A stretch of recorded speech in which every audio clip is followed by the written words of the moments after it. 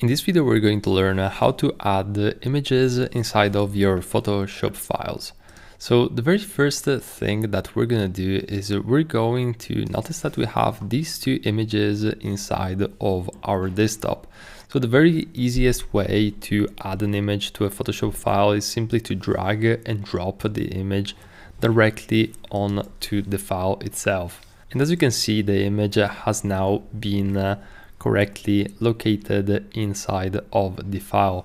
You can also resize the image, and as you can see, as I'm resizing it, the ratio is not going to be maintained. However, if I hold the shift key, you can see that as I'm holding it, the ratio is going to be the same.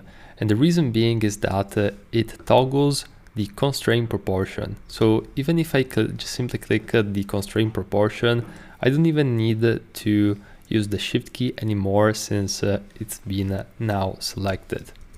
Now, another way that you can add an image inside of a Photoshop file is simply selecting the file. This can be in the desktop or in or inside of your Finder.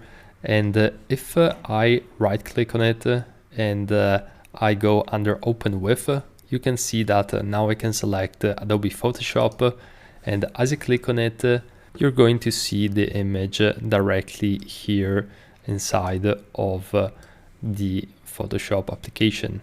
Now, one more thing that you want to consider is that you can literally drag a image or a file directly on top of one another instead of having it in tabs. And one thing that you can do is to literally drag and drop the second image inside of the first one directly from the initial file. Now, you can also use Command T in order to access the transform again. And as I have the constraint proportion already locked in, you can see that I don't need to use the shift key in order to basically maintain the proportions. And now I have access to both images inside of the same file.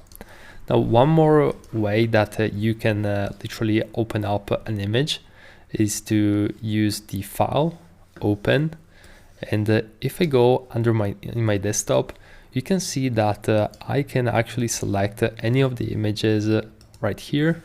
I can click on open, and I'm going to have the image right here. And I can also use the place embedded in order to add also the second image. So as you can see, many ways to add an image inside of a Photoshop file. And now let's continue with the next video.